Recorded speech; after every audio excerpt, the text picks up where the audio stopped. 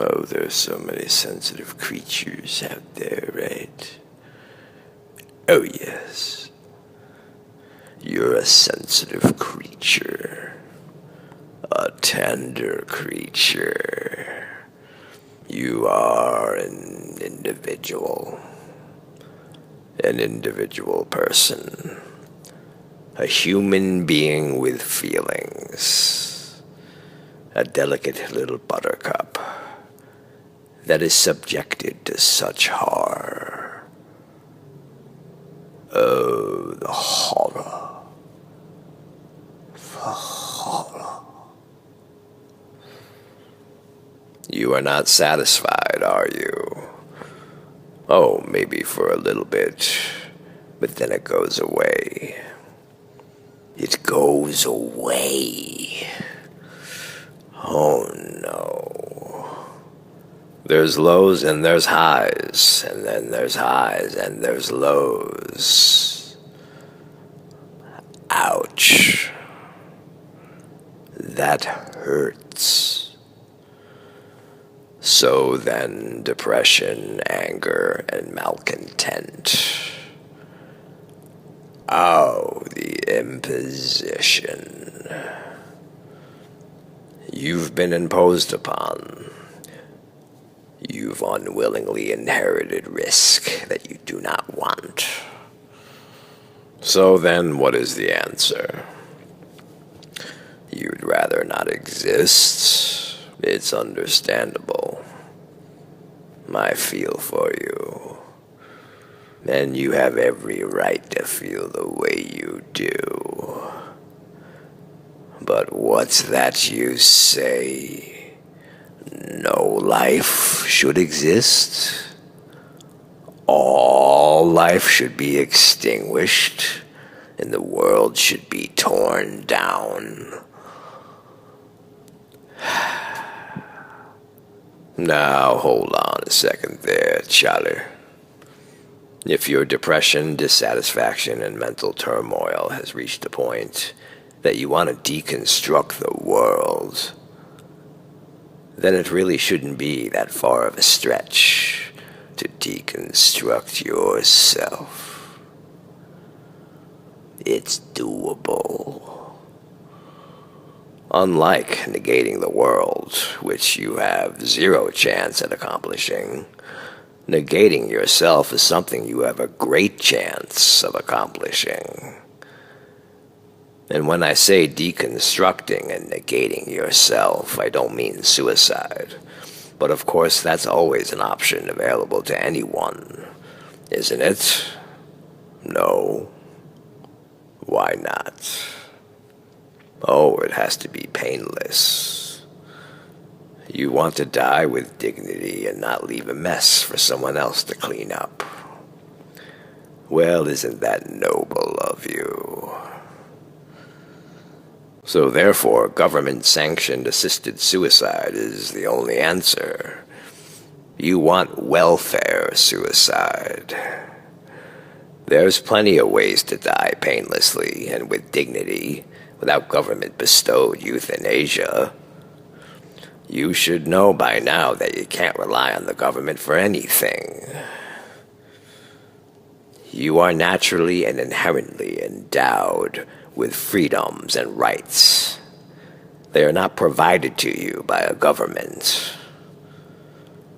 You don't need the right to die. You already have the right to die.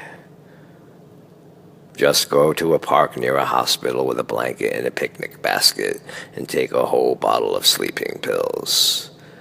And then go to sleep. Can't swallow pills, then grind them up into a powder and put the powder into a bottle of water. Then go to sleep. You won't wake up. It's painless. No one will bother you. You will be discovered when it gets dark, or when the sun comes up. You will be brought to the hospital. It's clean and not messy. You can easily get a prescription for sleeping pills. So what's the problem? Assisted euthanasia would be the same thing anyway. They'd give you drugs, you'd go to sleep, and not wake up. So there's no excuse. Afraid you might botch the job? Well, that's a risk you take. It's a risk even with assisted euthanasia. Hell, they can't even give lethal injections to condemned prisoners, people the government wants to kill, without sometimes botching the job. But what's that you say? You don't want to commit suicide because you don't want the ones who love you to suffer. Again, very noble of you. But the ones who love you wouldn't suffer any less if you died through assisted euthanasia. There are so many convenient excuses. So it looks like you're going to be sticking around for a while, toughing out such hardship for the benefit of those who love you. Such a sensitive and noble creature.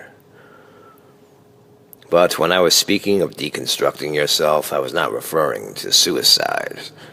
I was referring to detachment and unconditional serenity. It should be noted that serenity, calmness, stillness, clearness is the natural state. Everything else is disturbance and agitation. And it doesn't matter what it is, whether positive or negative on the spectrum. Happy, sad, anger, joy, elation, depression, pleasure, pain, satisfaction, dissatisfaction. These are all disturbances of the calm, clear serenity. You'd already like to subtract existence, but are apparently unwilling to do so by starting with yourself. The evidence of which is self-evident by you still being alive. So why not take on a more manageable step by subtracting desire and your wants for clinging attachments? Right away, more excuses. Oh, that's impossible. And even if it were possible, it would make life not worth living, right? Well, first off, it's not impossible. Secondly, you don't have any experience or frame of reference to know whether or not it would make life worth living or not. You already think that life is not worth living with these things. You are depressed and suffering, right? So why not give it a try? You've got nothing to lose but depression and suffering. The depression and suffering that you think is imposed upon you by some external factor, as if such a thing exists. The issues you're having come from within. And the only way you're going to rectify these issues is by addressing what's within. But of course, it's so much easier to point your finger outside and cast the blame elsewhere, isn't it? A most convenient way to avoid taking any responsibility. No, I am not responsible. I am a victim. I am a victim, damn it. And you're victimizing me further by not acknowledging that I'm a victim. Yes, it's very obvious why you enjoy playing the role of a victim. But it doesn't wash.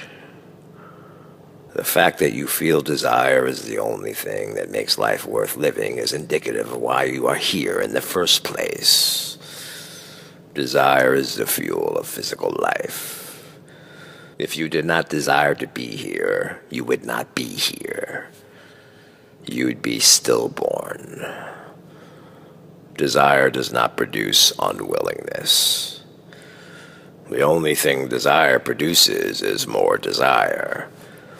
And desire always takes the risk, because desire wants to sustain itself, and sustaining itself outweighs any risk. And that's why informing desire of risk is useless. Desire already understands the risk and is willing to take it. Desire takes risk as a given. Just as you could inform a heroin addict about the health risks of their addiction, but do you think it's going to stop them? It takes an intervention. Enter the meta-sage. Desire must be confronted and mastered to be free of it. Oh, but that's impossible, right? We're hardwired into it.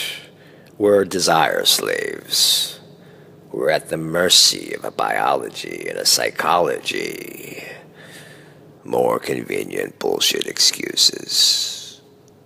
You are not a biology or a psychology. You are a caretaker of a biology and a psychology. Or, unfortunately, as is more often the case, a biology and a psychology are the caretaker of you. All these aggressive arguments and tough talk coming from a weak slave of a body and mind. Until you can be the master of your own body and mind, you have no business opening your mouth. For as long as your body and mind are mastering you, you are but a servant. And this is when it can be truly said that a DNA molecule is your god. Only a little cream puff weakling lets the desires of a body and mind run the show. You run away from confronting desire because you are an addicted slave. A little baby that doesn't want to let go of its pacifier. And go ahead. Keep running away your whole life. And go to the grave with your tail tucked between your legs. And guess what, Charlie?